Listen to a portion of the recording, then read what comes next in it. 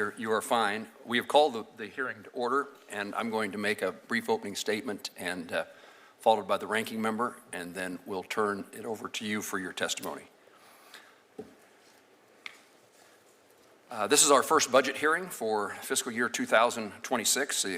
Again, the appropriations process. Delighted to have the chairwoman, Senator Collins, of the full committee with us today.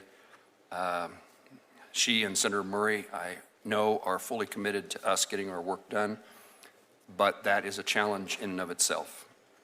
I welcome Senator Van Hollen. He's a longtime member of this subcommittee. He is the new ranking member of this subcommittee, and I suppose I should say, I won't say that I miss Senator Shaheen, but I enjoyed working with Senator Shaheen. I can't say that because that would be offensive to Senator Van Hollen. So I look forward to working with both of you in this committee as we continue our work in CJS. This hearing will consider the President's budget request for the Federal Bureau of Investigation. Our witness today is FBI Director Kash Patel. Director Patel was confirmed as the 9th Director of the FBI earlier this year. He begins his leadership as the FBI continues to combat grave threats to our national security and public safety. I look forward to learning about his priorities for the Bureau over the coming year. I'm especially interested in learning how the Bureau will execute these priorities in the context of the President's budget request. That request is transmitted to Congress last Friday. The skinny budget proposes a reduction of $545 million from the fiscal year 25 levels, enacted levels. This is approximately a 5% reduction. I am concerned by the scale of the cut, especially as I know full well it comes on the heels of 2 years where the FBI's budget was essentially held flat, forcing it to absorb hundreds of millions of dollars in unavoidable inflationary increases. I also know so much of the FBI's budget is utilized in paying personnel. Any efficiencies and savings may have already been achieved because of that circumstance, and there is a challenge in finding other ways to cut additional dollars. Director Patel, I'm concerned that the scale of the proposed reduction could force the FBI to eliminate vacant positions and leave positions unfilled as current special agents, intelligence analysts, and professional staff as professional staff depart and retire. The challenge of this is the challenge of this committee. Americans and the FBI confront numerous obstacles, numerous things that have to be accomplished. Addressing the fentanyl epidemic and restricting the Mexican cartels that produce and traffic it, intercepting potential terrorists who plot to harm Americans like the attack in New Orleans on New Year's Day, locating and investigating foreign nationals who try to enter our country to steal intellectual property or gather data on national security sites, and preempting Iranian plots against former or current U.S. officials and Iranian dissidents. That's just a few of the tasks which make up the Bureau's mission. Fewer FBI special agents, intelligence analysts, and professional staff could hinder the Bureau in executing the President's commitment to making our communities safe. Our law enforcement, whether state, local, or federal, keep our nation safe and help carry out justice. I want to make certain these men and women are equipped to counter crime, but reducing the federal law enforcement in my home state, in Kansas, means less support for local police officers and local sheriffs. Also means less support for the Kansas Bureau of Investigation. I'm also eager to hear about the Director's goals to reform and improve the Bureau, including the initiative to redeploy positions currently concentrated at FBI headquarters and the D.C. region to field offices, to more fully field offices across the country. That seems to have appealed to me. Director Patel, thank you for your testimony that we're going to hear. I look forward to working closely with you throughout the appropriations process to provide the right level of federal resources to support the mission of the FBI.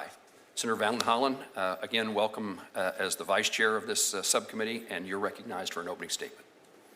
Thank you, Chairman Moran, and I look forward to working with you on this subcommittee. I want to thank the Chair of the full committee, Senator Collins, for her leadership, and also recognize Senator Shaheen and thank her for her guidance as we go through this budget, having previously served as the chair here. And it's good to be hearing from our first witness. Director Patel, welcome. Look, this is supposed to be a hearing on the FBI's fiscal year 2006 budget request. We're in a difficult spot because we really don't have much of a budget request. What I'm holding up, 46 pages, is the entire budget request of the Trump administration for the entire government. And you can see we've got a short paragraph here on the FBI. That's all we've got. Compared to the fiscal year 2025 budget, which was submitted. So I would say to my colleagues that we're having a hearing on the fiscal year 26 budget request without an actual request, except for one paragraph, which, as the chairman noted, proposes a $545 million cut to the FBI salaries and expenses account. It doesn't tell us what missions the FBI proposes to reduce or to eliminate. It doesn't give us any sense of what it means for the safety and security of the American people. We're left to guess at that. I would say normally we also get for the FBI alone this information, the congressional budget justification, and we don't have any of this year. We have one paragraph, Mr. Director. And as the chairman noted, the FBI has experienced significant cuts. In fiscal year 24, under the Fiscal Responsibility Act, the CJS bill overall was cut by $2.5 billion. It resulted in a cut of 1,025 positions at the FBI. This was before your time, Mr. Director. And under the fiscal year 25 continuing resolution, deep cuts continue, and I understand that the FBI will be cutting another 875 personnel just this year because of the fiscal year 25 request. Mr. Director, you testified yesterday that the President's fiscal year 26 proposal, which is this paragraph before us, would result in a cut of another 1,300 positions. My view is that those will likely do a lot of harm to the FBI's overall mission. I do want to briefly touch on another issue of great importance to the mission of the FBI and the men and women who serve there, and that's the need for a modern, secure campus that meets their security needs and the mission. This is an effort that goes way back, well over a decade. Look no further than the 2011 and 2017 GAO reports on this issue, and if it was an urgent priority then, a new headquarters could not be more urgent now. The FBI is in desperate need of a new headquarters. The current building is literally crumbling with nets in place to catch falling concrete and debris. Mr. Director, I'm glad from your testimony yesterday that you have taken notice of this, and you stated in that testimony that the Hoover building, quote, is simply unsafe for the FBI personnel. I completely agree. We also know from GAO reports that the Hoover building does not meet the security needs of the FBI, and that significantly more security requires a setback campus, not one located in the middle of downtown Washington, D.C. That's why, after a years-long transparent and open process, the GSA selected a site for the new headquarters in Greenbelt, Maryland. That decision was final, and it was made clear that it was the best site that met the needs of the FBI. So, Mr. Director, I hope that in the coming weeks we can discuss the importance of that new headquarters. I also look forward to hearing how the FBI will be implementing its proposal to relocate up to 904 vacant positions from the national capital. Completely agree. We also know from GAO reports that the Hoover building does not meet the security needs of the FBI, and that significantly more security requires a setback campus, not one located in the middle of downtown Washington, D.C. That's why, after a years-long transparent and open process, the GSA selected a site for the new headquarters in Greenbelt, Maryland. That decision was final, and it was made clear that it was the best site that met the needs of the FBI. So, Mr. Director, I hope that in the coming weeks we can discuss the importance of that new headquarters. I also look forward to hearing how the FBI will be implementing its proposal to relocate up to 904 vacant positions from the National Capital Region to unfilled slots in the field. I appreciate the fact that the Baltimore field office would get 40 of those positions. Baltimore has seen a drop in violent crime, but we always need to do more. And in closing, I just want to thank the 35,000 FBI employees for their tireless dedication and service to our country. We continue to ask them to do more with less, all while their invaluable work keeps us all safe from harm. And so we must ensure that they have the resources that they need to complete their mission. Dr. Patel, Director Patel, I look forward to your testimony. Senator Van Hollen, thank you very much. And we now recognize the Director of the FBI, Kash Patel. Thank you so much, members of the committee. Thank you, Chairman. Thank you, Ranking Member, and all the committee, subcommittee members. It's truly an honor and a privilege to sit here as the 9th Director of the FBI. It is something that was quite unimaginable to me growing up as a child. And as I sit here, I'm humbled by listening to you and your colleagues yesterday, and both looking forward to our conversation today.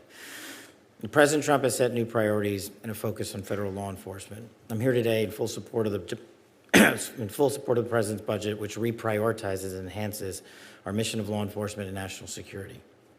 We're fighting for a fully funded FBI because we want a fully effective FBI.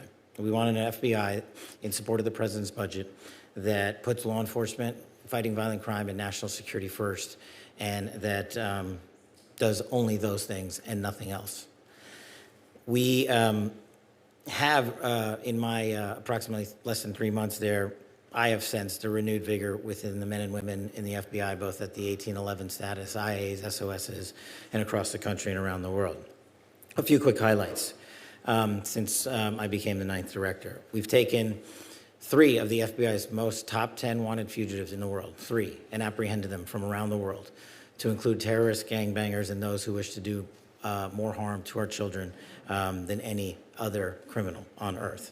We've joined with our interagency partners around the country in many of your home states to detain and arrest violent fugitives and criminals who are pouring fentanyl into our country, committing gang violence, and robbing our banking systems with high levels of fraud. We have also partnered with folks down in states like Florida to seize just a few weeks ago 20 metric tons, that's 44,000 pounds of illicit drugs, mostly cocaine. We kept $500 million worth of narcotics off the street in that one seizure alone. We've also reprioritized, or it's a priority of mine, to go after those with the full force of the FBI that harm our children. Just yesterday, we announced the summary successes of what we call Operation Restore Justice. In the last month, we targeted any individual in this country who is harming our children through extortion rings, through sex trafficking, or through other violent criminal activities. In the last month, we've arrested over 400 individuals committing violent crimes against our children. As I stated yesterday with the Attorney General, if you harm our children, you will receive no sanctuary. Just this last week, we arrested over 200 violent criminals effectuating acts of violence against our children, and we will not stop. Operation Restore Freedom has just started. We need to double down on other criminal threats as well, to include national security. Our foreign adversaries, foreign spies, are infiltrating our networks and our cyber technology capabilities. We need to bolster those capabilities and bolster the toolkit that the men and women have to augment and protect this nation. Foreign and domestic terrorist plotting against innocent Americans must always remain a high threat priority, and we are vigilantly watching that, and we will not diminish our capabilities on that front. The operational tempo that the agents and analysts and SOSs and support staff at the FBI put in every day is truly awe-inspiring. We have forensic examiners, we have linguists, we have computer scientists, we have people translating languages from around the world 24/7 just so we can digest and get to you, the elected members of the United States Senate, the information you need to help us achieve our mission. One of the shining examples of our mission is our Joint Terrorism Task Force, which is situated in all 55 field offices across this country. Having worked in our Joint Terrorism Task Force on a lot of the terrorism cases I handle, it is one of the most effective ways to combat our nation's biggest threat. Another example, modeled after the Joint Terrorism Task Force, that I have focused on is countering narcotics, because I believe it is the bedrock of what allows these narco traffickers to commit such heinous acts of violence in America. Our Counter Coordination Fusion Cell out in Arizona, also known as the Southern Border Intelligence Center, has been fully staffed for this mission set alone. And it doesn't just cover the Southwest. It's there because of its geography, but it covers the entire mission. Under my leadership, we have put internal processes under the microscope, and we have streamlined operations. We've also looked at duplicative contracts and found that there are FBI contracts that pay multiple folks to do the exact same thing. So we're trying to eliminate waste, fraud, and abuse on our own. I'll speak to the redeployment of assets during the question and answer period here today, but I just want to make sure and leave you with this. Building the infrastructure and the future of the FBI is just as important as building the manpower of the FBI and keeping it going. And I want to work with you as I navigate through my first appropriations process, and will highlight to you that I am not the expert on it, but I need your assistance, and we need your support at the FBI. The men and women there deserve it, but more importantly, the men and women of America need it. Thank you. Director, thank you. Thank you for your presence here today, and I'll call now upon the Chairman of the full committee, Senator Collins, for her questions. Thank you very much, Mr. Chairman. I want to salute you and the ranking member, Senator Van Hollen, for your leadership, and also recognize Senator Shaheen for her many years of service and leadership on this committee. Director Patel, when you and I met in my office prior to your confirmation, I described to you a terrible problem that we have throughout rural Maine, and that is the proliferation of illegal marijuana operations connected to transnational Chinese criminal organizations. These grow houses are destroying homes. They're threatening our communities, our public health, and our national security. When I asked your predecessor, Director Ray, about this issue at last year's hearing, he confirmed the connection between these illegal marijuana grow operations and Chinese criminal organizations. Now, Maine's county, particularly our sheriffs, local and state law enforcement are working hard to shut down these grow houses, but they need more help from the federal government to help identify connections to money laundering, human and drug trafficking, and other criminal activity. Has the FBI developed a strategy and dedicated resources toward combating these illegal marijuana grows that are tied to transnational criminal organizations in China? And I would point out that the state of Oklahoma is also disproportionately affected, but these grow operations exist in more than 20 states. Senator Collins, I remember our conversation vividly and took it to heart, and I appreciated your, I highlight our conversation as one of those examples of allowing me to be educated on what is effectuating citizens across this country. And I use it as an example of we can't quarterback that operation from Washington, D.C. alone. So what we've done since I've taken the seat as the director of the FBI is reprioritize assets to push out into the field to cover down in not just pieces of Maine, but all of Maine. And when we finish this redeployment cycle, hopefully within the next 6 to 9 months, we will not only just have the manpower in the field, but at headquarters, I've prioritized intelligence collection against the CCP that is directly tied to these marijuana grow houses. We have numerous new investigations open on just these matters alone, but the field is telling me what you're telling me. We need more folks out there. I'm trying to put them out there as fast as I can, but I also can't cripple the needs in Washington, D.C., so we're doing it in a timeline fashion of 30, 60, 90-day pushes as best as we can. Thank you.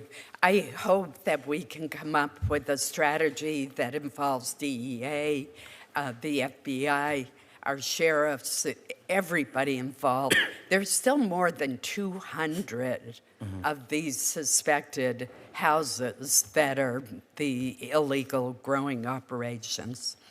Second question that I want to ask you has to do with a questionnaire that was sent out to FBI employees prior to your confirmation by the acting leadership at the Department of Justice.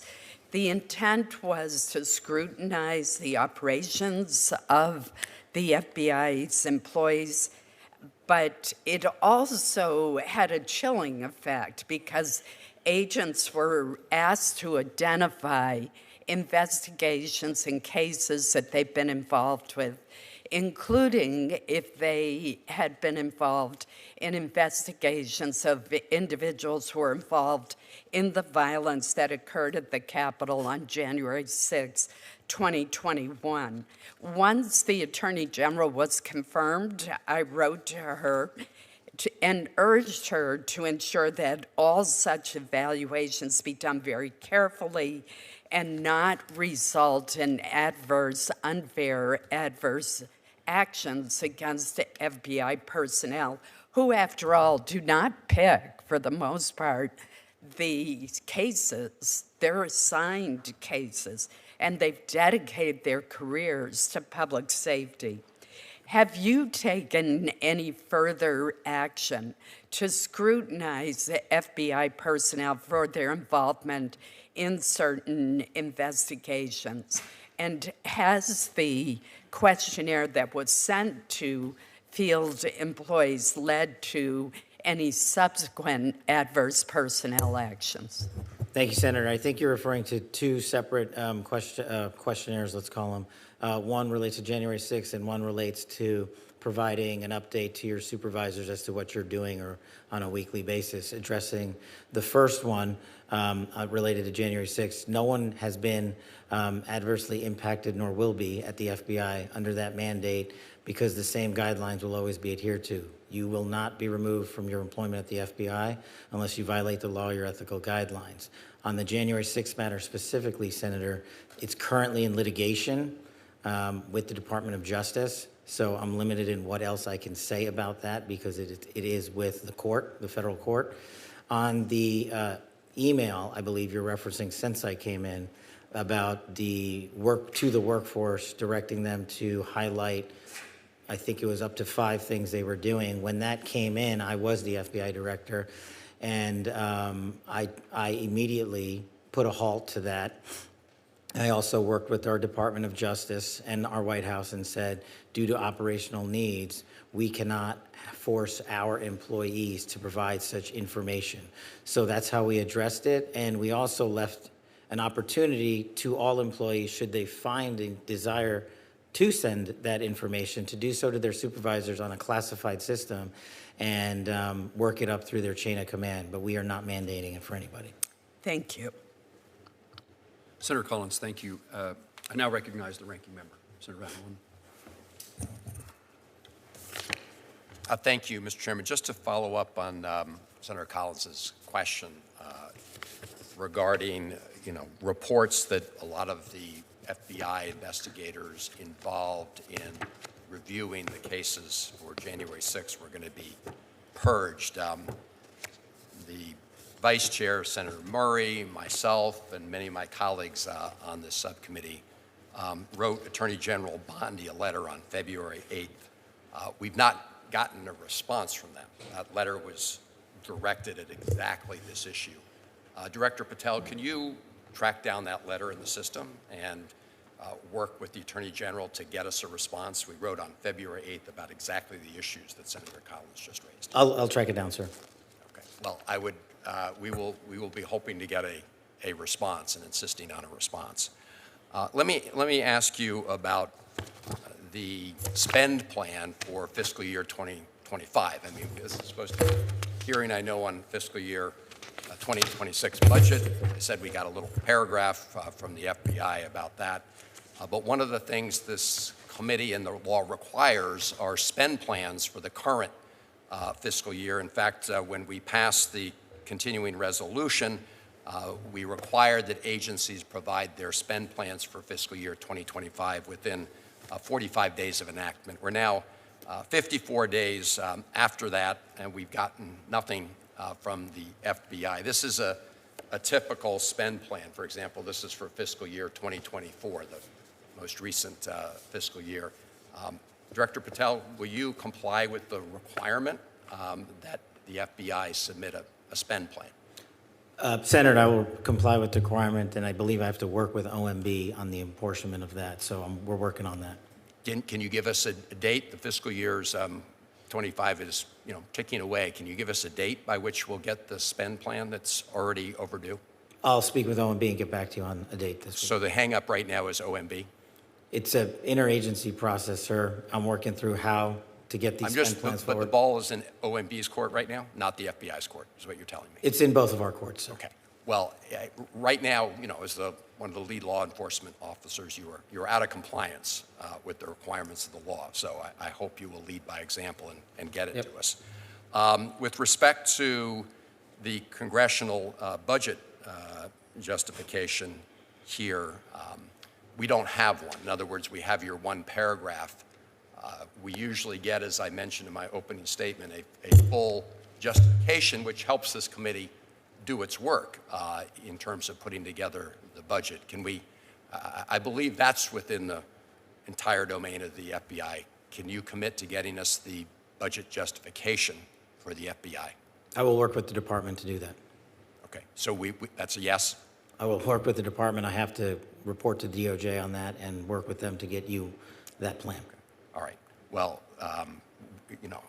I'm glad we are holding this hearing, but we obviously, Mr. Chairman, we really don't have a budget to work with. Let me ask you about your testimony the other day in the House, Mr. Director, where I think you conceded that the budget request, as skinny as it is, was really not adequate to meet the mission. In fact, I think you testified that you would really need another $1 billion.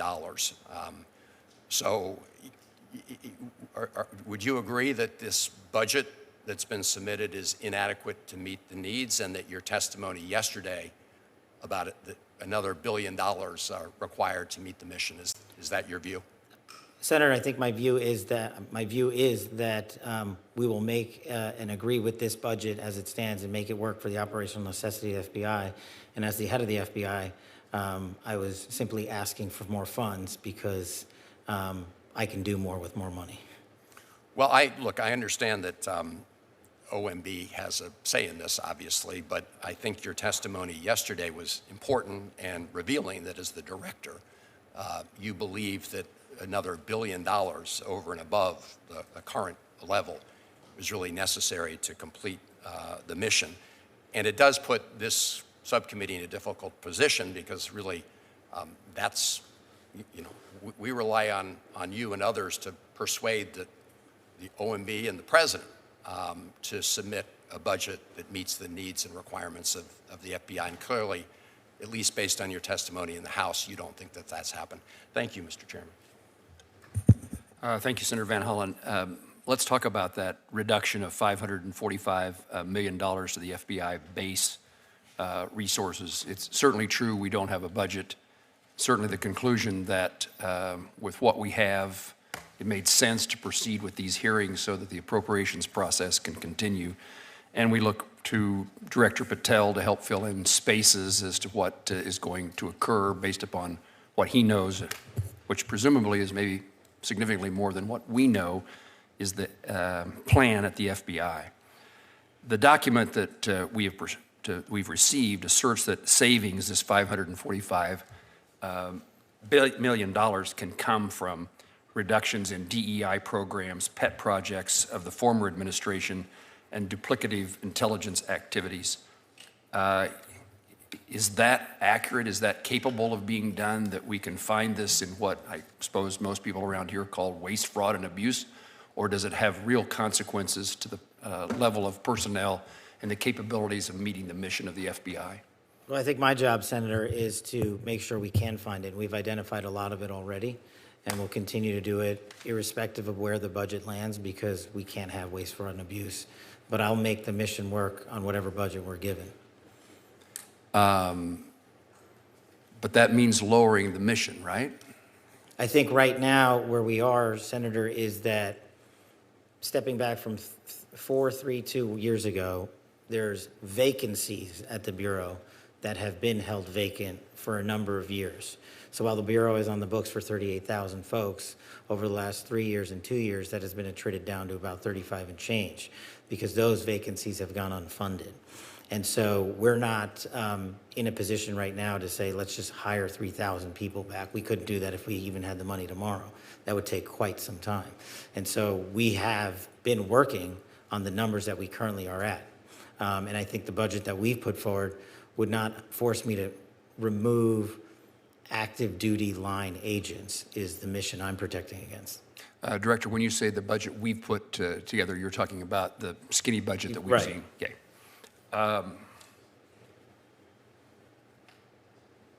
What more would you be able to do if you're able to fill those vacancies? If we were able to fill those vacancies, we would continue expanding upon the project that I started about reorienting assets across America, and growing our facilities in places like Pocatello and Redstone, and West Virginia, where we have CGIS and some other campuses. So those are things we could do. Tell me what concerns you or I or the rest of us should have in the departure of senior members of the FBI if the budget is insufficient to fill positions. How do we keep senior officers from retiring? I think, Senator, it's a problem everybody has. If people want to retire, they're going to retire. The good news is, from the folks that I've met in the Bureau, we've been able to retain significant levels of senior leadership, both in Washington and throughout the country. And so I think with the renewed mission that we have under this administration, folks are just standing in line to continue to take on the mission set, and they've adjusted over the last few years to doing more with less. Director, I don't think it's part of the skinny budget, but there's a proposal afoot to increase the number of years, the calculation from 3 years to 5 years on retirement benefits. I'm told that has a consequence on people who are already eligible to retire, would perhaps decide to retire now despite their commitment to the FBI or other law enforcement agencies. Is that a concern? Senator, I'm not read up on that, so I'll have to get back to you on that one specific. And then finally, let me ask about the cooperation. What's your relationship, what's the FBI's relationship, your relationship as the director with other federal law enforcement agencies? It's always been my goal, and I've only succeeded once when I chaired this subcommittee before, to have not only the FBI director appear before us, but also DEA, ATF, and the U.S. Marshals. Would you, in their absence this morning, because they're not capable of being here, would you give us your rundown on the relationship between the FBI and other federal law enforcement agencies? What's the level of cooperation, and are they doing the job that helps you do yours as well? It's incredible. And I'll just give you a simple example, Senator. One of the initiatives that we stood up at the FBI was the Homeland Security Task Force. And the first place we took it was the state of Virginia, just because of geography. And what we did was DEA, DHS, FBI, HSI, state, local authorities, Virginia state authorities, all nested in an FBI facility in the state of Virginia to cover down on what we call the first operation for Homeland Security Task Force. And it was a simple phone call to the leadership at the DEA, at DHS, at FBI. And I said, hey, I need 20 guys and gals here. I need 40 guys and gals here. And the governor said, we're going to give you 50. And what we did in 1 month was arrest 500 individuals and violent felons in the state of Virginia. And that's, to me, speaks to the quality of the relationship we have across the interagency. And we want to take that model to other states across this country, and that's what we're looking to do. Thank you, Director. Senator Shaheen. Thank you, Mr. Chairman, and Ranking Member Van Hollen and Chairman Collins, and thank you all for your nice comments. Welcome, Director Patel. The recently released 2025 Worldwide Threat Assessment identifies Chinese, Russian, and Iranian malign influence activities as continued problems that jeopardize U.S. democracy at home and leadership abroad.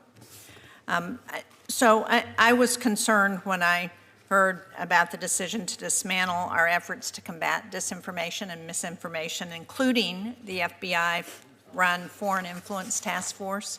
So with the dismantling of this task force, how does the FBI intend to continue to combat malign influence campaigns, which is the threat identified by the intelligence community? Thank you, Senator. To put it most simply, that mission set is something that multiple divisions in the FBI do 24/7, nonstop. That's been my experience since I got there. They've been, because of the malign influence campaigns and because of the prioritization on the intelligence apparatus to collect against them, we have been covering down on that as a priority one nonstop. And so I see it every day in my briefings, I see it every day in the field, and I see it in the cases and indictments we bring.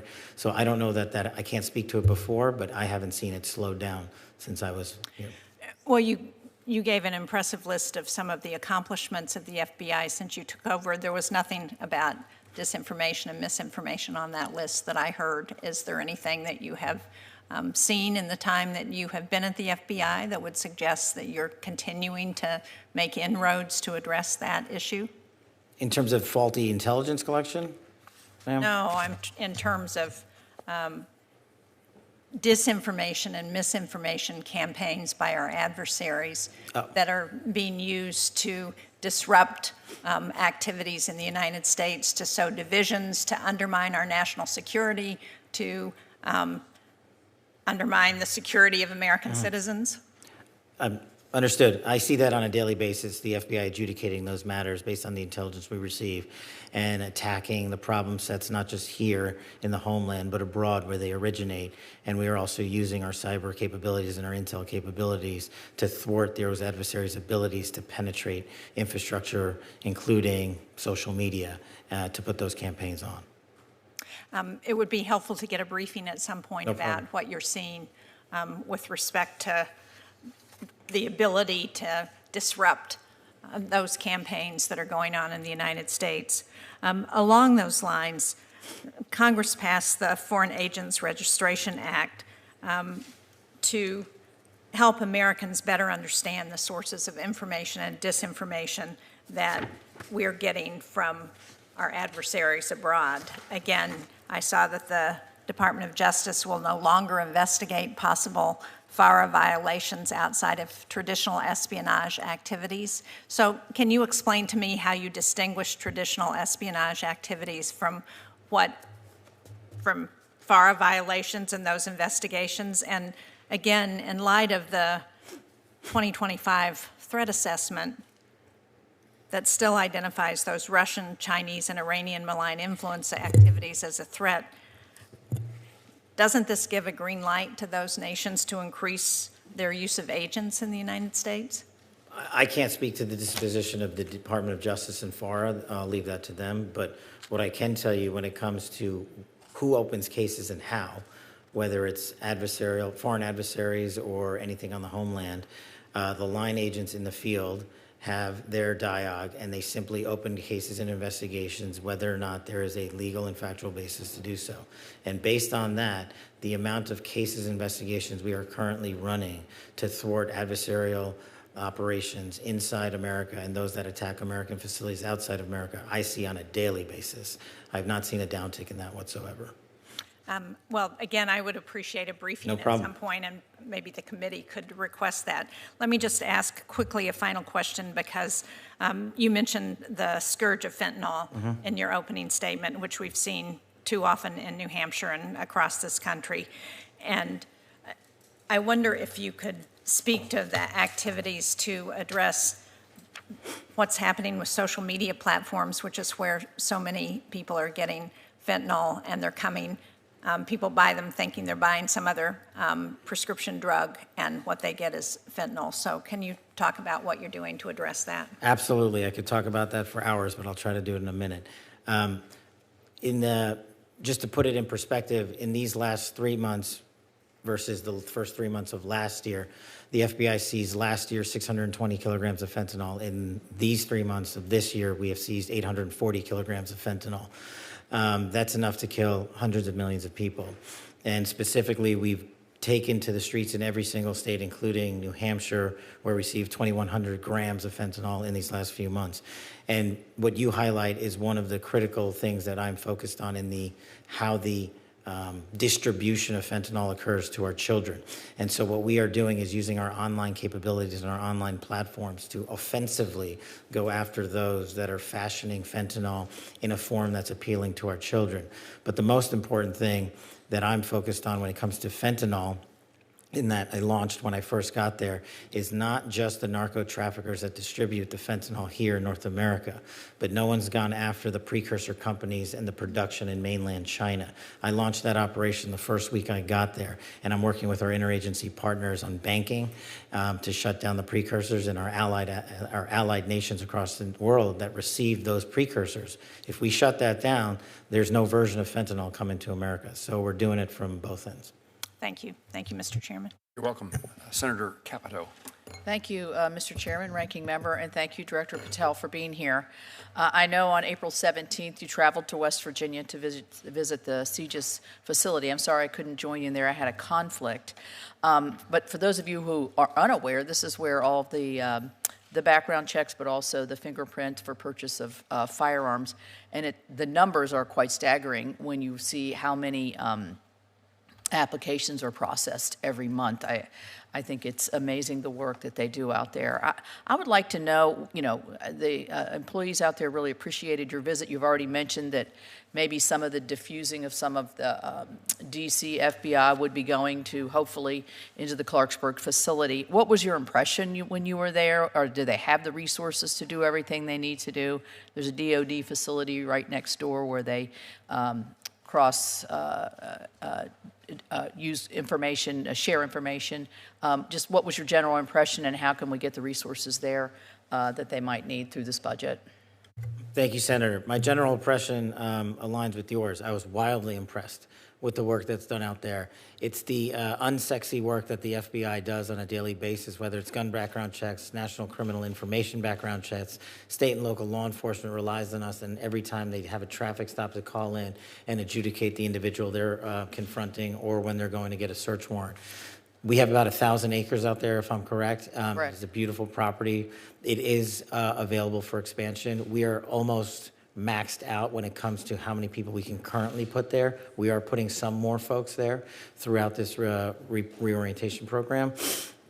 But, you can never have enough computer data being ingested. And what I'm working on specifically to improve CGIS, which will improve the work that happens in every single state, is the reporting in data cycle from state and local authorities. Because without that, CGIS doesn't work. It only works as well as with our state and local law enforcement. So I'm working on that to move to some of those folks and make sure that they are reporting in. But we would love to continue to expand the footprint there. Well, anything we can do there, I think the work they do is phenomenal, and I know it's been increased over the last several years because of the new requirements that we had in the School Safety Act to be able to look at juvenile records for the 18 to 21-year-olds, which I think has been a very successful effort and prevented several hundreds of people from obtaining a firearm that really should not be eligible for that privilege. So thank you for that. Drugs obviously is a huge issue in our state and our country. I know that when you mentioned the obstruction of child traffickers, everything's tied to drugs. It's the purveyor of the money. It provides the money for people to be able to traffic and abuse children. I mean, the drug, if you ask a local judge, how many % of cases do you have in front of you have some intersection with drug abuse or selling drugs? It's 80%. So I would encourage you to do everything, and you are, to prevent the drug smuggling and working against the transnational criminal organizations. Are you finding when you got there, you have enough capacity to, it's such a far-reaching and daunting challenge. Do you have the capacity within this budget to be able to be as aggressive as you want to be? Ma'am, I think we do. what I am working on is changing how we apply AI to the ingestion of information we have. We simply cannot hire enough human beings to triage the data that's coming into systems like CGIS. We need to rely on private sector engagement to work with the FBI so that we can triage what is not useful and focus on what is. And I think that's what we're doing within our limits here. Let me ask you just a quick question. I don't know, I know you're in a constant hiring position because people leave, people retire. Maybe you're not hiring up to the 38,000 that you said, but you want to keep a steady flow here. Are you finding, I think law enforcement over the last several years really suffered from a lack of interest or even people weren't even applying for jobs in certain like Border Patrol and local law enforcement because of the besmirching of that terrific occupation of law enforcement and keeping us safe. What are you finding in your recruitment efforts? So in terms of recruitment's been a big focus, ma'am. Thank you for asking. Over the last couple of years, the average application pool per month for 1811's Federal Bureau of Investigation new agents per month was about 2,700. In the first 2 full months that I've been the FBI director, we have doubled that to 5,700 applicants per month, which is a record for FBI history. That's terrific. Thank you. Thank you, Senator Capito. We're privileged to have the ranking member, the vice chair of the full committee with us today. Senator Murray, you are recognized. Thank you very much, Chair Moran. It's good to work with you and Ranking Member Van Hollen in this new position, so look forward to both of you and the work on this committee. You know, the FBI does really crucial work to keep our nation safe, whether it's stopping criminal organizations or domestic terrorists, protects our nation's secrets, it prevents cyber attacks, keeps our children safe from harm, and a lot more. So this is really sober work with extremely high stakes.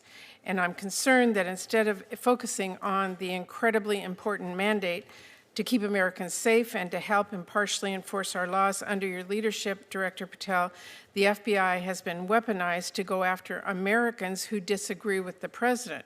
FBI resources have been diverted away from combating terrorism to focusing on immigration requests.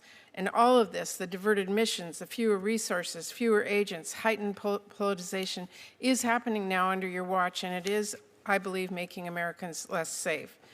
Now, let me just start with the budget. As Ranking Member Van Hollen noted earlier, this hearing is being held without the FBI's fiscal year 2025 spend plan and a full budget request for fiscal year 2026. The spend plan is required by law. It was due to Congress over a week ago. We have not yet seen it.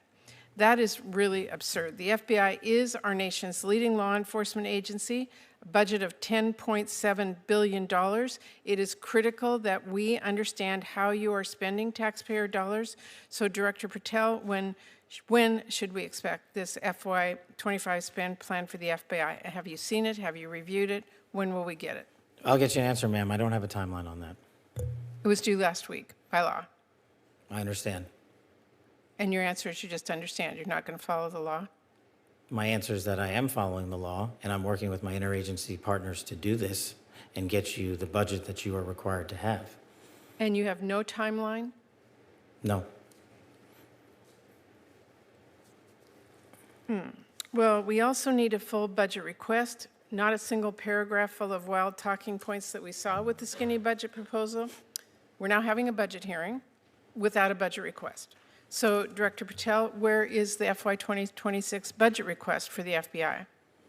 It's being worked on, ma'am. Have you reviewed it? Have you approved it? Not yet. When will we get it? As soon as I can get it from my interagency partners and get it approved. 6 months from now? I don't know, ma'am. I'm not Well, going to make how up a do timeline. we as Congress do our budget and our work without that request and without the spend plan? Well, ma'am, I'm here. I'm don't doing the care. best I can. I can't make up answers. I'm going to commit to you to work on getting you the information you need. That is insufficient and deeply disturbing. No response? I've given my response. Well, the FBI is already down 1,900 employees since 2023 as a direct result of the Fiscal Responsibility Act. And under the Trump administration, FBI agents, analysts, linguists, cyber experts, and scientists are being asked to do a lot more in order to keep us safe. Director Patel, we all know that budget cuts will reduce the FBI's ability to counter threats of terrorism, and it will hinder its ability to keep pace with firearm background checks and shutter operations that combat violent crime, drugs, gangs, and transnational organized crime. Now, I understand that you told our House colleagues yesterday that you don't want to reduce the FBI workforce, meaning that you disagree with what President Trump is proposing? No, I agree that we can sustain the mission with the proposed budget, and I agree with the budget. And as I said yesterday, I believe that what I said was I can do more with more. And I gave examples of what more we could do if we were given more. Well, it's different than what you told the House yesterday. So what are you communicating to the President and the White House about what you need and what, and again, we don't have a budget request from you, so I'm not sure what you're asking us for. I'm not asking you for anything at this time. You can operate without a budget? I never said that. Well, this is unprecedented. Okay, well, let me just go to another topic since you're not going to answer that. The FBI partners with state, local, and tribal law enforcement organizations. They provide critical intelligence and operational capabilities to combat violent crime and gangs and terrorist threats, fentanyl trafficking, challenges that our local communities really can't face alone. I'm going to give you an example. A few years ago, the Southeast Washington Safe Streets FBI Task Force worked with our Benton County and Franklin County Sheriff's Office, multiple Tri-Cities police departments, and the State Corrections Department to carry out one of the largest ever drug seizures in the region's history. Now we've got an administration already cutting more than $800 million in assistance in 2025 to local law enforcement organizations while proposing a $500 million cut for the FBI. Director Patel, can you explain to this committee how cutting resources for our local law enforcement partner agencies the FBI relies on to help your bureau keep safe, how do you expect the FBI and local law enforcement to do more without those significant resources they need? The FBI will continue to do what it does, which is work with embedded state and local law enforcement officers in our Joint Terrorism Task Force, in our Safe Streets Task Force, in our gang task forces. Those are a priority.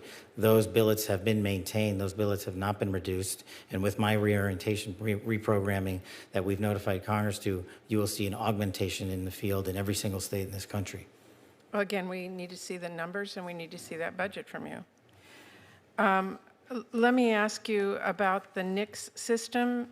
The FBI is really on the front lines of keeping guns out of the hands of very dangerous criminals.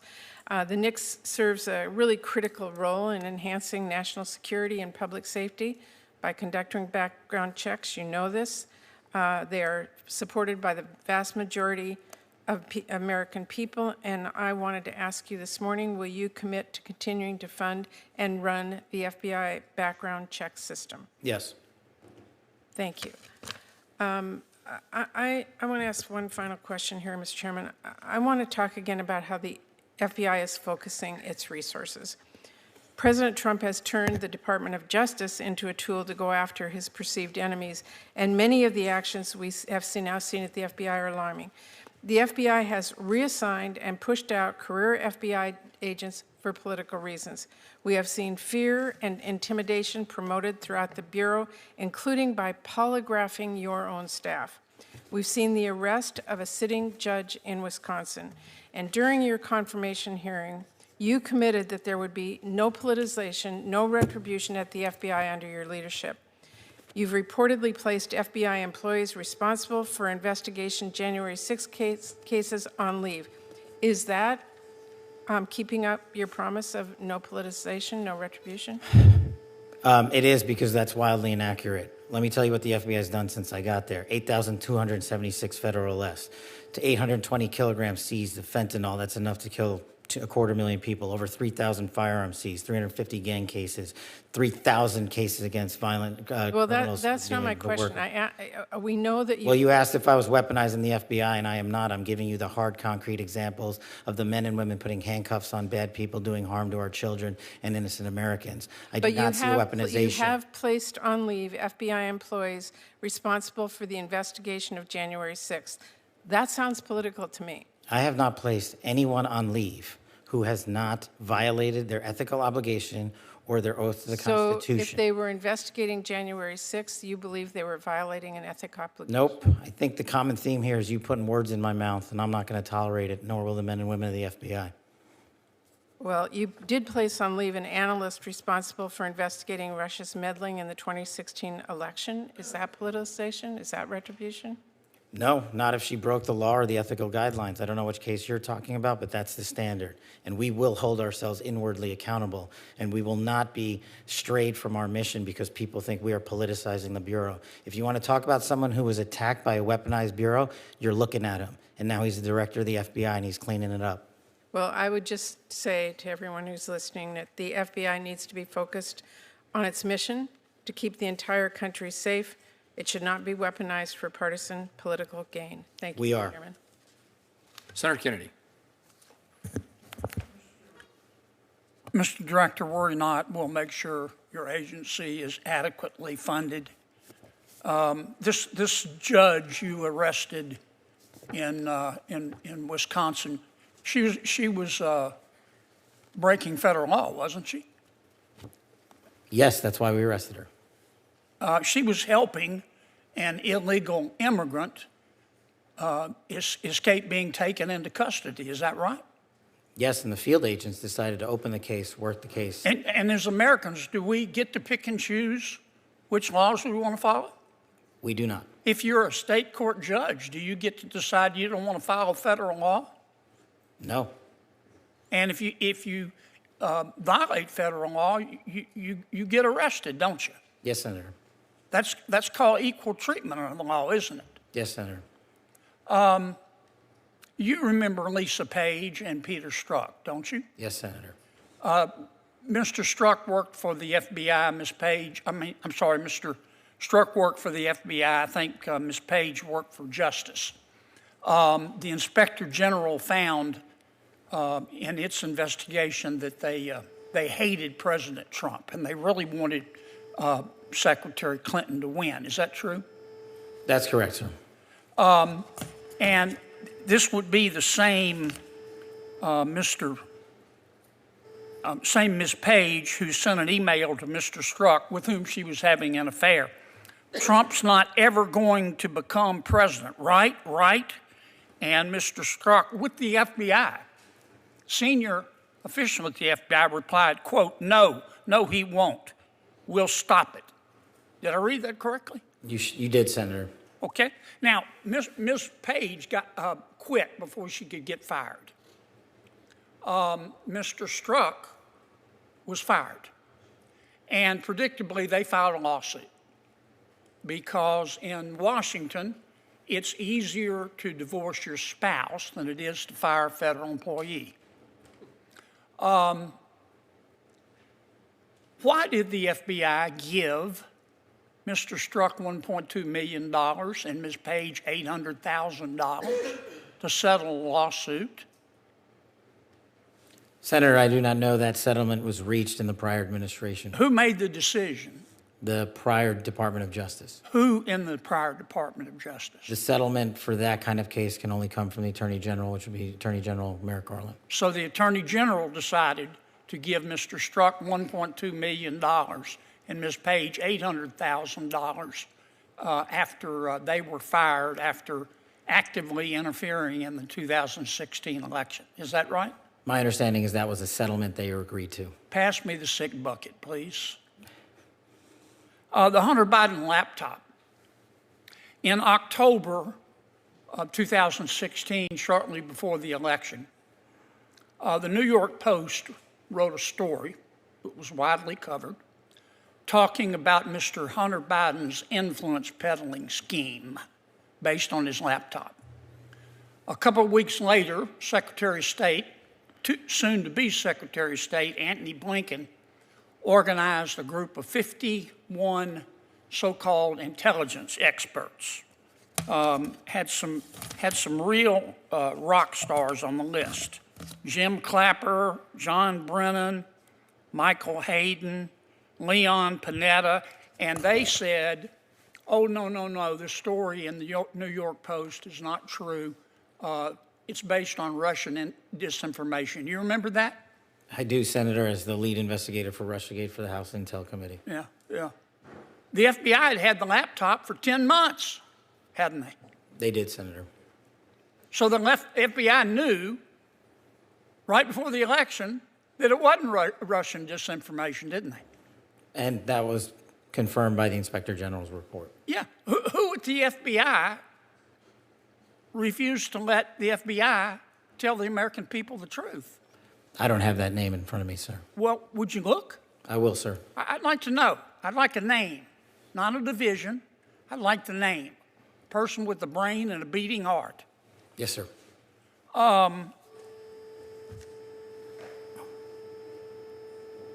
Did Jeffrey Epstein hang himself or did somebody kill him? Senator, I believe he hung himself in a cell in the Metropolitan Detention Center.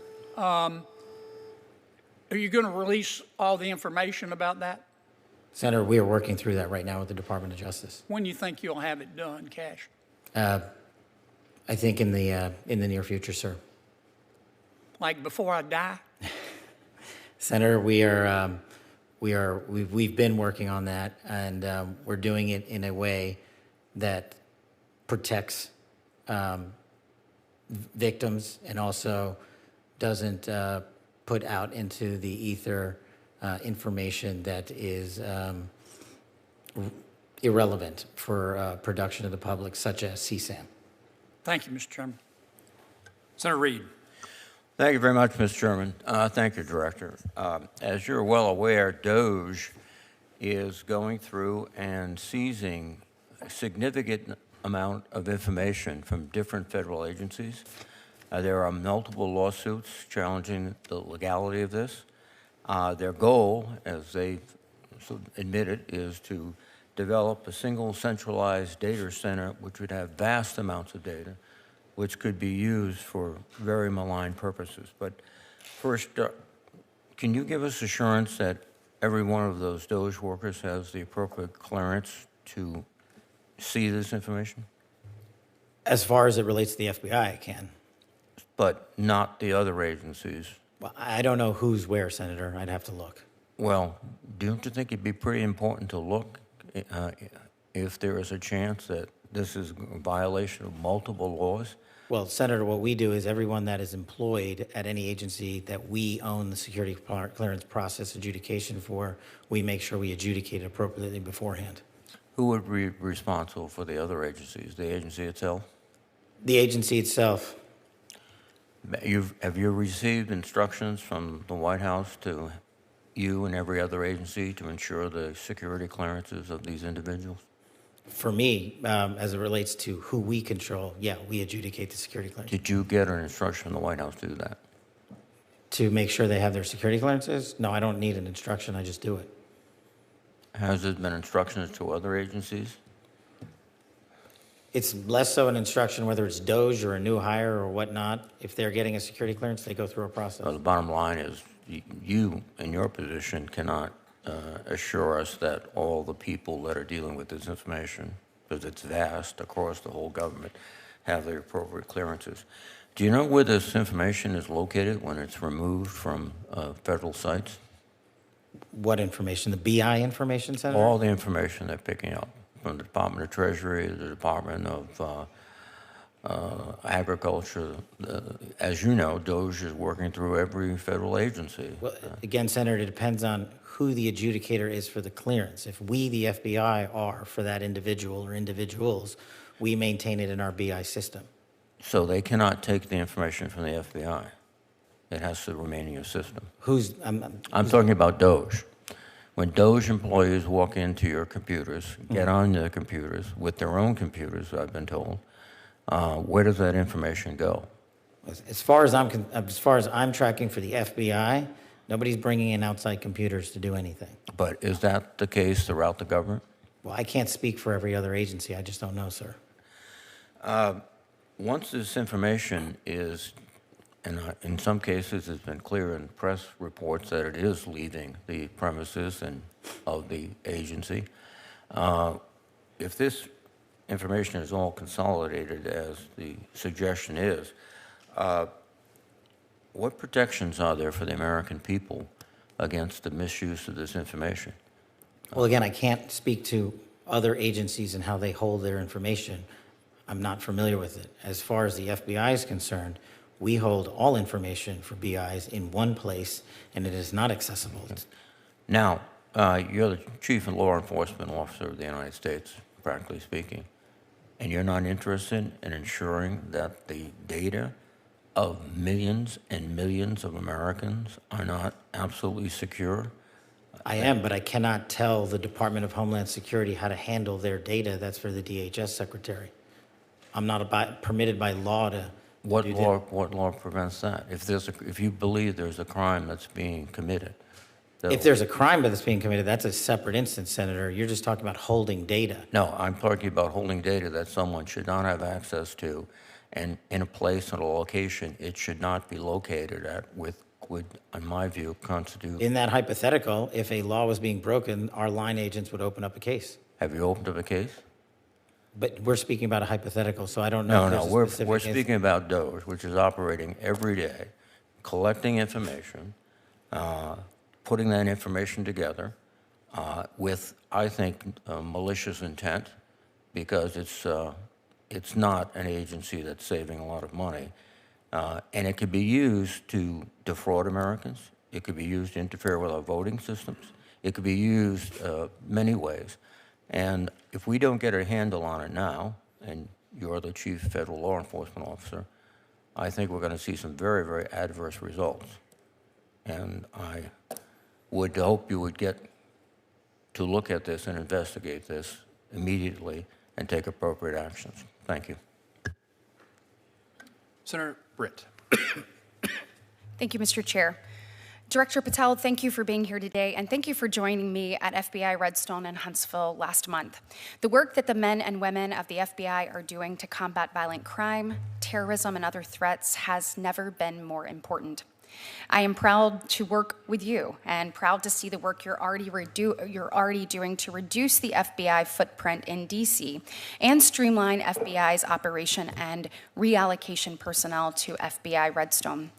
As you know, Redstone Arsenal is the epicenter of the FBI's technological capabilities and advanced training.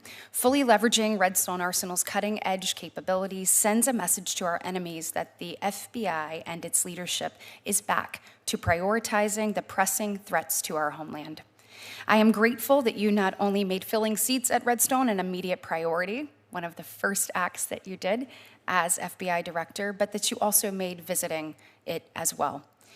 While you were there, I know you got to see the Terrorism Explosive Device Center, better known as TDAC, or the Ballistic Missile Research Facility, the Improvised Explosive Detection and Synthesis Center, and we received a demonstration from the FBI's Counter-Unmanned Aircraft Systems.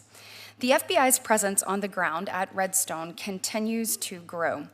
The FBI Redstone footprint is about 2,050 people. At least 1,800 personnel will transition down over the next few years as new facilities continue to open. So my question is simple. Can I have your commitment to ensuring strategic investment in Redstone will continue, and what do you need to make that happen?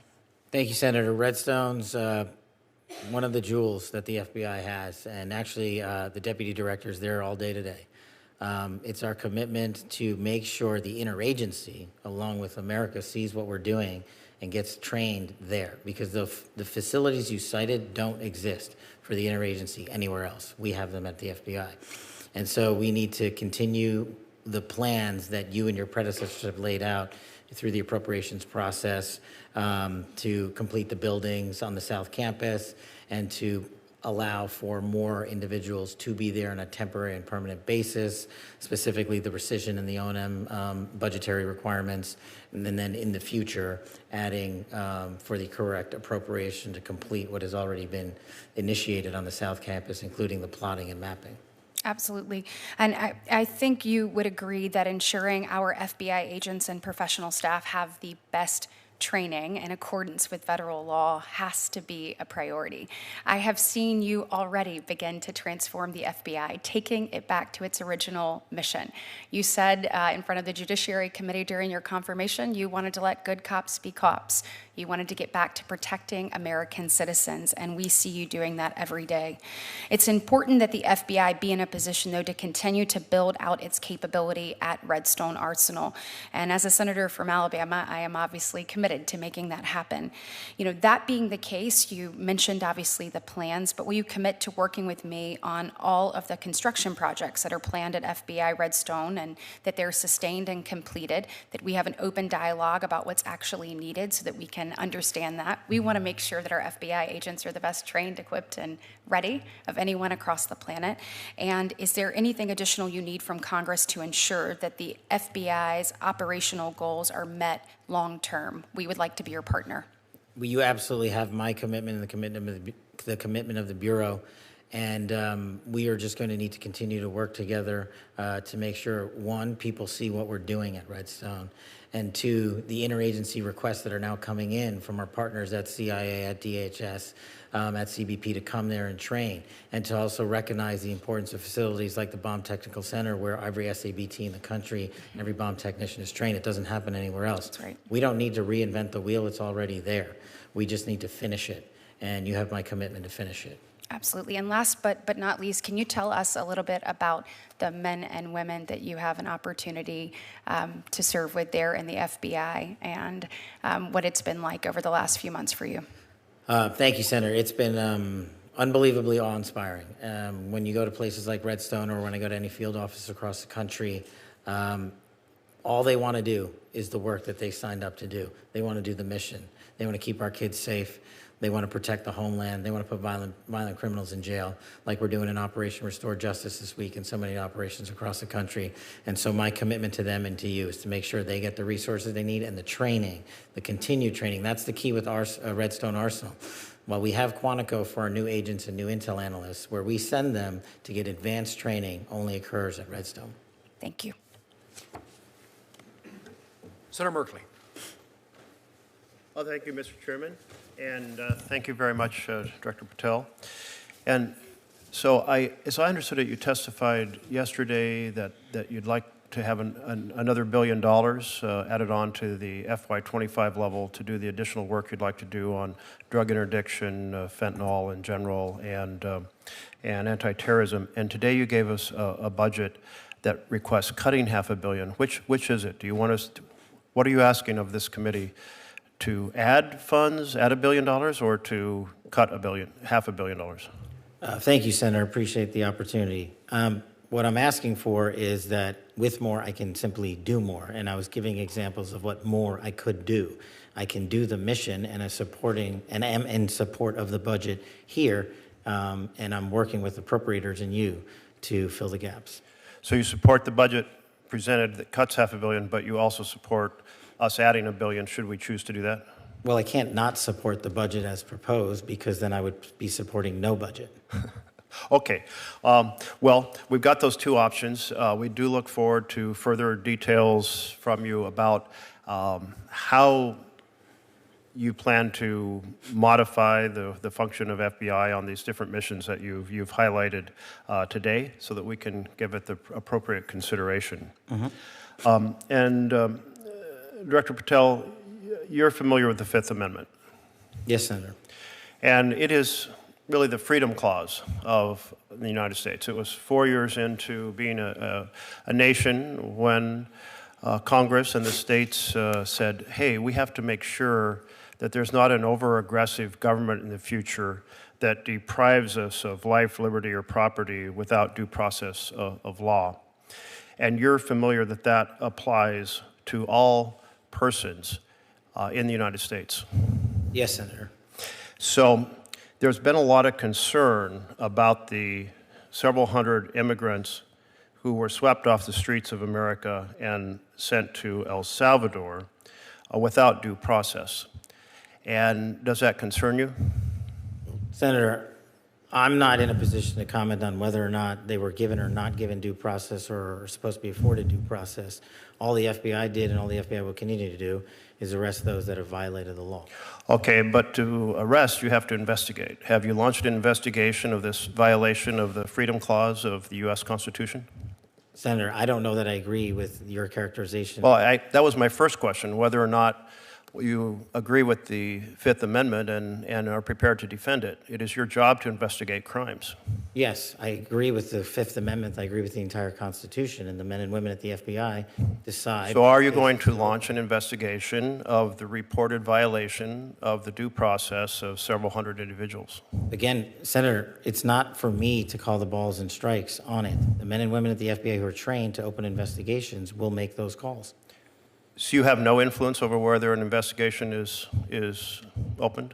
I have influence over it, but you're asking me a constitutional question. I'm not a constitutional scholar. Well, it's actually not it's a question also of law. But your position is that every one of those individuals is by constitutional right afforded due process. I don't know the answer to that. I'm telling you. You haven't read the Constitution? It says all persons. I've got it right here, but what you're saying is that every single one of the illegals that was sent down to El Salvador is supposed to be given due process pursuant. Yeah, that's what the Constitution says. It says no person. It doesn't say that. It does say no person. Yeah, I'll encourage you to read it because it's also been affirmed by the Supreme Court repeatedly on the case of Miranda versus Arizona, held the right of all individuals, regardless of citizenship status, the Supreme Court in Reno versus Flores. I mean, but it's the plain language of the Constitution. It concerns me that you're not familiar with the core concept of due process applying to all persons as written in black and white in the Constitution. As the first public defender who's ever served at the FBI as its director, I am more aware of due process than any predecessor in my seat. You are delineating between removal proceedings and criminal acts. My job is to investigate criminal acts. That's what we do. You are aware that the Fifth Amendment refers to taking away liberty, and when people are arrested on the street, detained and sent out of the country, that their liberty has been taken away. Senator, that is a constitutional question that you are asking me to answer. It's not for me to answer. The question has already been answered by the Supreme Court that they're protected, therefore it's a violation of law, and it's your responsibility to open an investigation, and you're saying today you will not do so? I am not the agency involved in removal proceedings. That is a different branch of government. So if an agency other than the FBI violates the law and the Constitution, you will not investigate because it's a different agency? I will investigate every violation of law. Well, you have, but you just said you're not investigating. No. You and I are in disagreement on what is a violation of law. I have yet to hear from the Supreme Court your position as you have adjudicated it. Well, very, very interesting, because the Supreme Court's been very clear, and I had heard you were trained in the law, so I expected maybe you would try to uphold it. You also took an oath to the Constitution. Thank you for the reminder. Well, it's important to remind you, since you're apparently unfamiliar with the very basics of the core protection of freedom in our Constitution. What I am familiar with is protecting the American public, and that's what Let me close with one question, Mr. Chairman. Will you make sure that due process in every action of the FBI is completely honored under your time as director?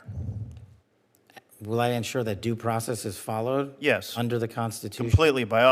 Send that message throughout the FBI that due process must be followed, is constitutionally required. Make sure that it's done under your direction. Sure. Great. Thank you. Senator Murkowski. Thank you, Mr. Chairman. Director, good morning. This is a week that a lot of Alaskans are paying attention to. Monday was the day that we recognize the missing, murdered Indigenous women and girls Awareness Day. I've just been going through the morning clips. You've been testifying, of course, but this morning, and there's accounts in Anchorage and Juneau and Fairbanks and marches in Nome, all recounting very painful stories that families have endured of their family members that have gone missing. Law enforcement just was not present for a host of different reasons. You and I talked about this prior to your confirmation, and it's something that I have been working on for a period of years now. We've made some good progress under the first Trump administration.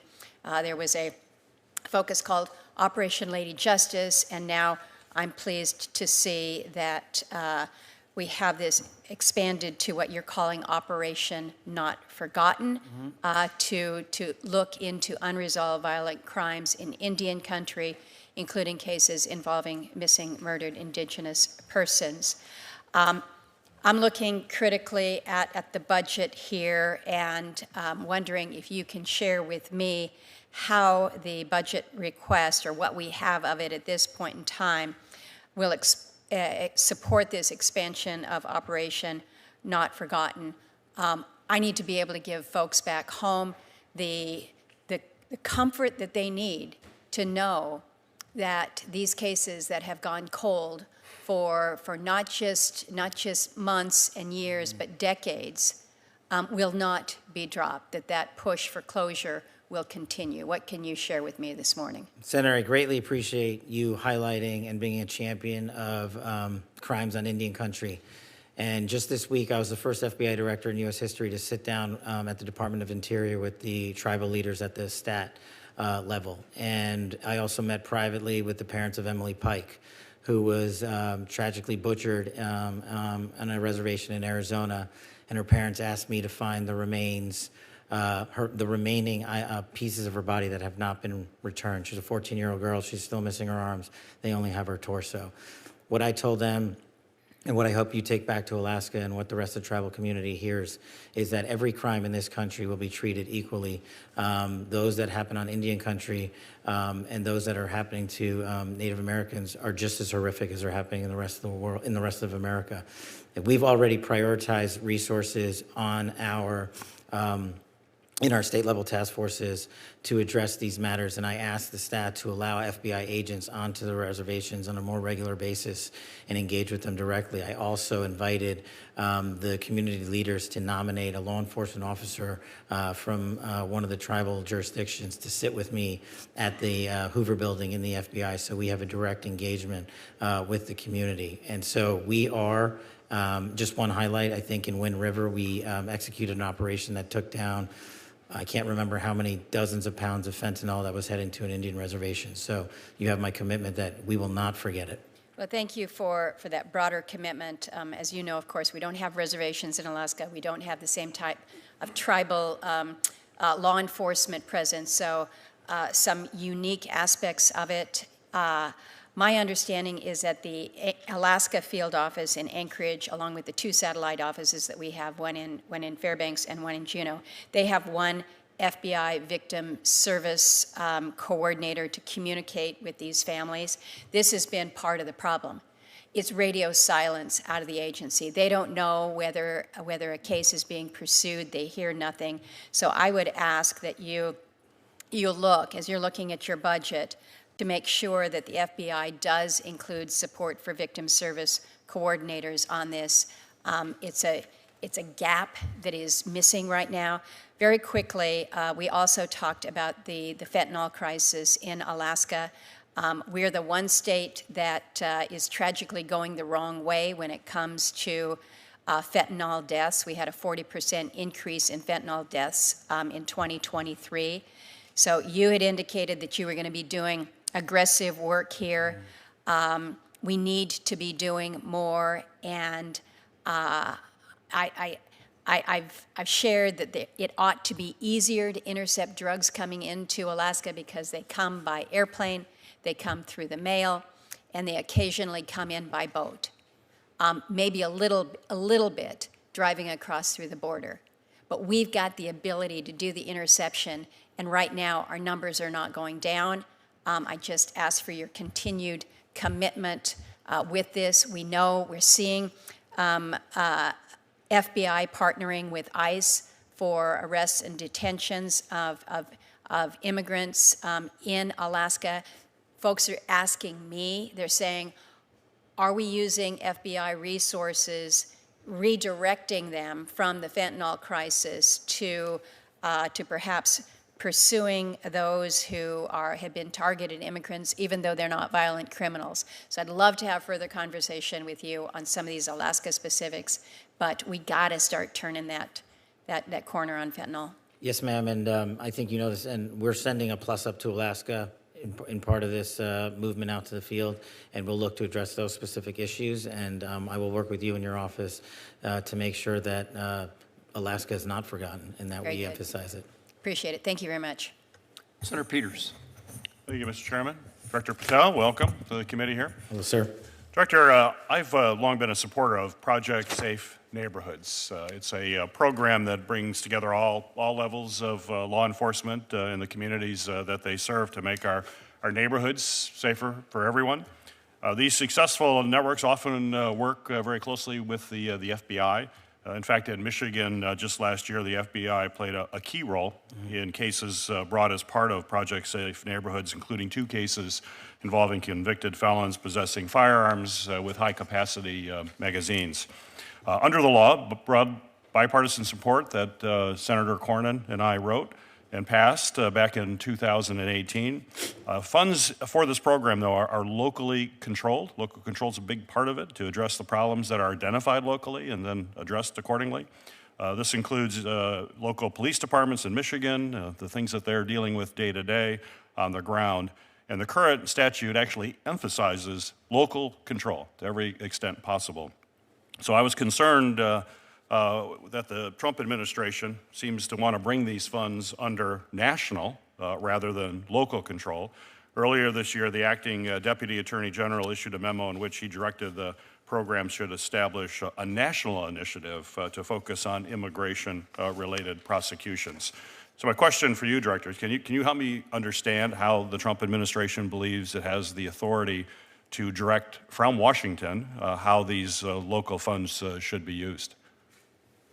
The only thing I can help you understand is how FBI funds are utilized, Senator. I don't have the ability to comment on how the Department of Justice moves its money around. Are you supportive of shifting control of funding from local recipients to the national folks? Generally speaking, at least with the FBI, I'm very supportive of directly engaging with local level law enforcement to get the job done. So can I get your help in making sure that local folks continue to get these resources and work closely with your folks in local communities? Has been a very successful program. I'd like to be able to work with you to make sure that it continues to have local control. You can, and I'll talk to the Department of Justice on it. I appreciate it. Thank you.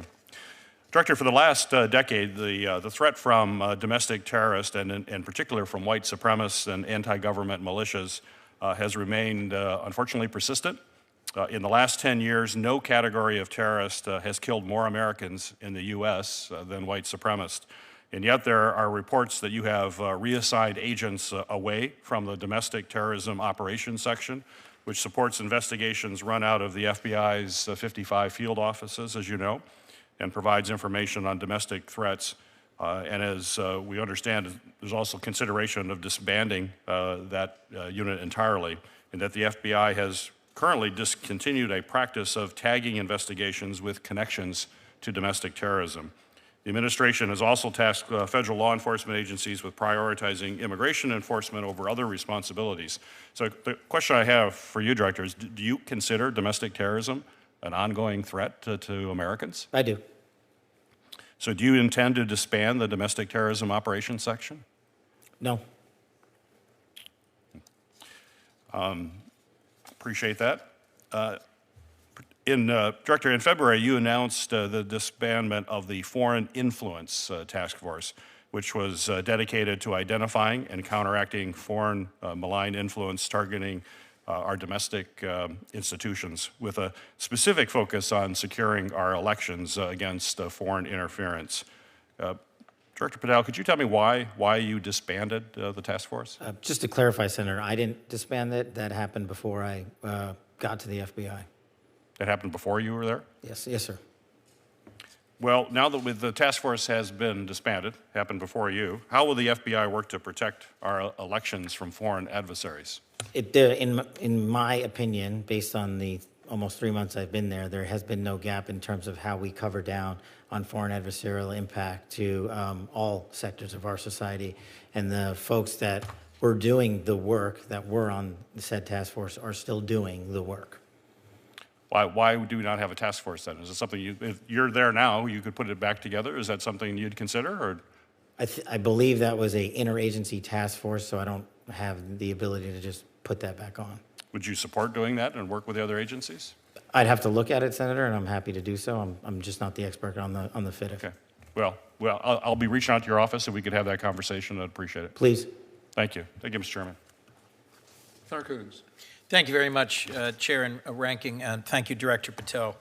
I appreciate your being here today. I'm the co-chair of the Law Enforcement Caucus in the Senate with Senator Cornyn, and as someone who had responsibility for the second largest law enforcement in my admittedly small state, for the decade before I came here, I got to see the importance of the FBI as a training resource, as a critical technical and law enforcement partner for state and local law enforcement in my state. Just this past year, in November, the FBI and Delaware law enforcement successfully investigated and arrested an individual who was leading a human trafficking ring. Just a reminder of how federal, state, local partnership can make a huge difference. We're here at the Appropriations Committee. As best I understand where we are, you have not submitted an appropriations request. What we've got from the administration is a so-called skinny budget, just a few sentences. And it asks for $545 million in cuts to the FBI.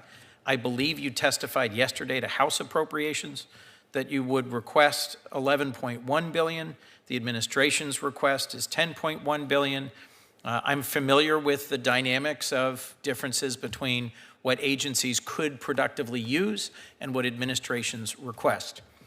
But I'll be blunt, I'm concerned about the trajectory the administration has taken on funding law enforcement.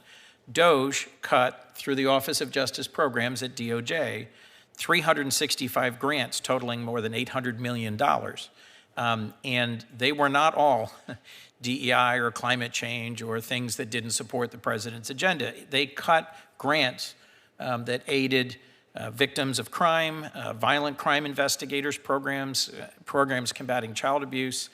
I am not in any way suggesting that you were responsible for that. I'm just saying there seems to me to be a tension between those of us who want to robustly support federal law enforcement and the absence of any request from you here today. Will you return to this committee for us to have an appropriations hearing once there is actually a budget request from the FBI? I will speak to, this being my first go-around, Senator, I'll speak to the Department of Justice and circle back with you on that. Please, because bluntly at your confirmation hearing, you answered questions from Senator Padilla, Senator Britt about the urgency of retaining your workforce, investing in training. I believe you testified yesterday that if the budget request submitted by the administration was enacted, you'd have to lay off 1,300 agents. Is that accurate? There's a little more nuance to it than that. The folks that have taken what we call the fork in the road initiatives have filled that number in terms of how many would have to be quote unquote laid off. And then there's the leave federal service, which is an important reduction in the force that you have available to you to fight crime. Right. But those folks have already entered that program or are in it now. I look forward to getting an actual appropriations request from the administration and to going over it with you. Let me just renew one other specific question. Eligibility for the FERS annuity supplement. FERS is the Federal Employees Retirement System. If in fact the reconciliation bill that the House Oversight Committee is considering removes eligibility, this would deprive thousands of agents of tens of thousands of dollars a year in earned benefits.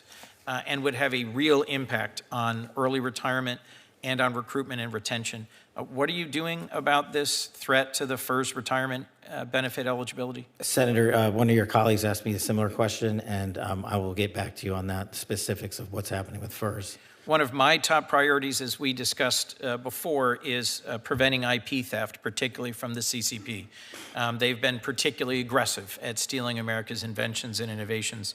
I was pleased to see you reference this in your testimony. What's the FBI doing to address threats to American inventions and innovation? And would an increase in funding allow increased efforts in this area? Taking that in reverse order, with more money, we can do more, Senator, put simply. But when it comes to all things CCP, it is, if not the number one priority every day, it's almost the number one priority every day, especially when it comes to what they're stealing from us, both on the IP side and the agricultural side. So we have rededicated more FBI personnel to investigate how they are doing that. And I'm also working with both the private and public sector engagements, because we don't at the FBI possess the capabilities alone to suss out what they're doing and how they're doing and blocking it. So Well, that's something I think is a critical and important initiative for you and for your agency. We also talked about FISA reform. In April of last year, the Senate reauthorized FISA Section 702 for 2 additional years and codified some of the FBI's internal reforms. And those reforms were a big reason why, for the first time ever, I voted in reauthorization of Section 702, about which I've had some real concerns. Can you give us some update on the FBI's implementation of these reforms and tell us what changes to Section 02 you might anticipate requesting when it comes up for reauthorization next year? I can tell you that we have been, as a former terrorism prosecutor and a member of the IC who has used 702 successfully, and as a former public defender who has stood up for violations of civil rights and constitutional violations, it's a delicate balance for me. I am for the renewal of Section 702 with the modifications that have already been made, and have some ideas about how to make it better going forward. And in terms of how we've ingested the changes to 702 that were put in before I got here, I look back at the statistics, and I'll get them to you, the concrete ones, but I think prior to the changes made, there was hundreds of misuses of 702 internally, and now we have found one, which we believe was an actual mistake. So I think we're trending in the right direction. And I understand the concerns about, 702 queries against U.S. citizens. I also understand the challenge when it comes to search warrants versus lifetime action, and that's something we're just going to have to work with you on. Well, this is an important balance I look forward to hearing from you about and working with you on. You've also testified just yesterday in front of House Appropriations that you are orienting the FBI looking forward. There won't be any actions against FBI agents based on what they did in terms of carrying out assignments to investigate January 6 incidents. During your confirmation, you said there will be no retribution taken by the FBI should you be confirmed as director. James Dennehy, who was head of the New York field office, has been forced out, received no reason for his removal, but had resisted efforts to turn over a list of agents involved in January 6 investigations.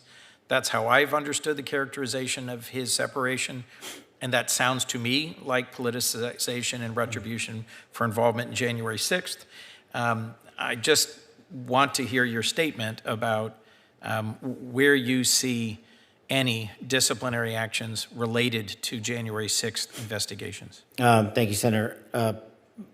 With the ongoing litigation related to the specific list, there's only so much I can talk about, but I can tell you this with affirmation.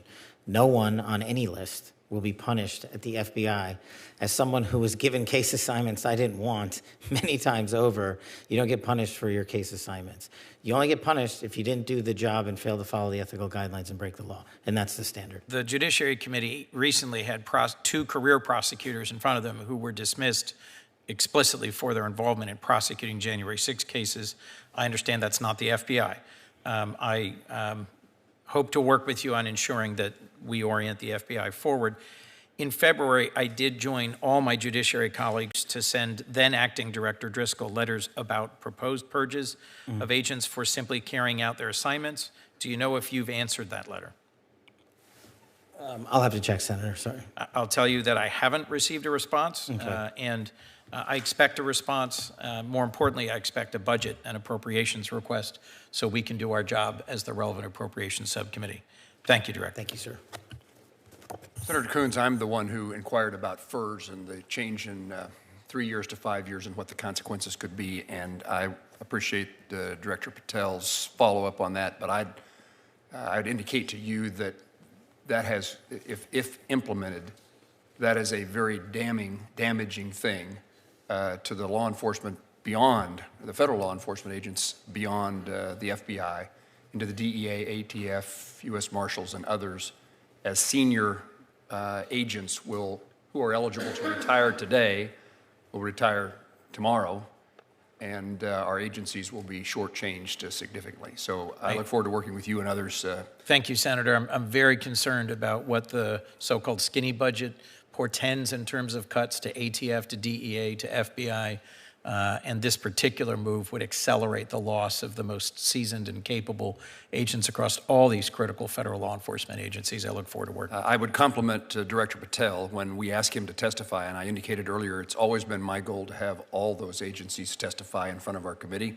We've done it before at the same time. We'll try to do it at separate times, but I'd like to hear from U.S. Marshals, ATF, and DEA. And Director Patel was diligent enough to indicate he would accept our invitation to testify with the permission of the Department of Justice, which he received. And it's unusual for the FBI director to testify before the Attorney General testifies. So again, I thank him for his willingness to come speak. It's not his fault that we have a skinny budget to look at. And we wanted to get every piece of information we could as early as we could, even though the budgetary process and now the appropriations process is disjointed and things are lacking. Disjointed is being generous, Senator. I'm a generous person. Indeed you are, sir. Let's see. We're going to, I don't anticipate a second round, but Senator Van Hollen and I have a couple of follow-up questions, and then we'll conclude the hearing. Senator Van Hollen. Thank you, Mr. Chairman. And just to pick up on Senator Kuhn's point, yours, I mean, this is a budget hearing with missing documents. I mean, we don't have a budget for the FBI before us. We have this one little paragraph. We don't have the spending plans for the remainder of this fiscal year 2025. I did think I heard you say, Mr. Director, in response to an earlier question from Senator Moran, with respect to the $545 million cuts, that you had identified those cuts.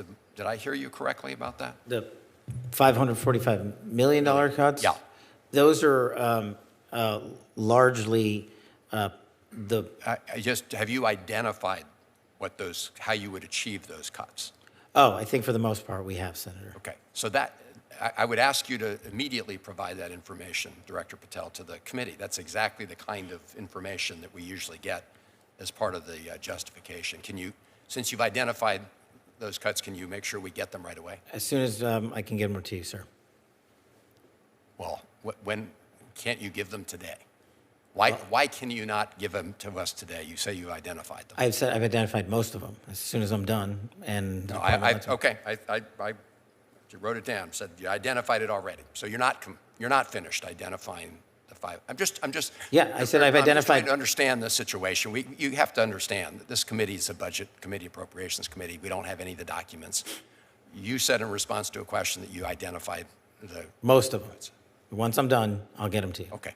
When you expect to be done? We will work as diligently as we can, sir. All right. Let me, I do want to follow up on some of the questions that Senator Merkley raised on the Constitution, because as you know, in response to a question that the President was asked about whether he had to comply with the Constitution, he said, and I'm quoting, "I don't know." So it is important that we reaffirm everybody's obligation to comply with the Constitution, and I appreciate that was your answer broadly to the question asked by Senator Merkley. But you don't dispute the fact, and I'm quoting here from the Supreme Court opinion in Reno v. Flores, where Justice Scalia wrote, and I quote, "It is well established that the Fifth Amendment entitles aliens to due process of law in deportation proceedings," end of quote. You don't dispute that? I don't dispute that. Okay.